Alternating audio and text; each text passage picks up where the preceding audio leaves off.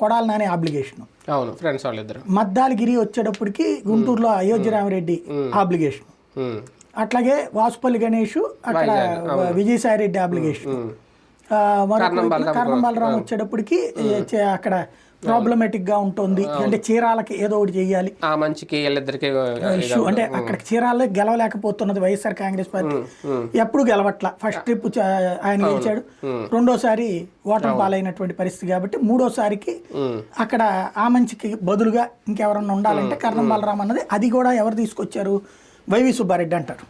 అవును అంటారు. అంటే జగన్ కి పక్కన ఉన్నటువంటి ఉండేటటువంటి పెద్ద బ్యాచ్ అంటే జగన్ కోర్ టీం ఇది. అయోధ్య రామిరెడ్డి, విజయసాయి రెడ్డి, తర్వాత వైవి సుబ్బారెడ్డి, వీళ్ళందరూ కూడా కోర్ టీం.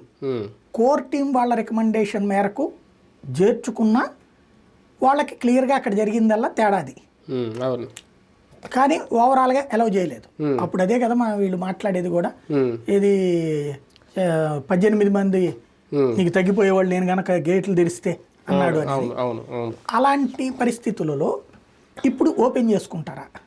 నెంబర్ 1 అదే కదా, ఏంటి ప్రయోజనం రావాలి కదా. అవును, తెలుగుదేశానికి ఏంటి ప్రయోజనం? ఇప్పుడు 164 మంది ఉన్నారు, వీళ్ళు వచ్చారు, ఇప్పుడు ఈ 11 స్థానాల్లో ఉన్న 8 మందిని తీసుకున్నారు.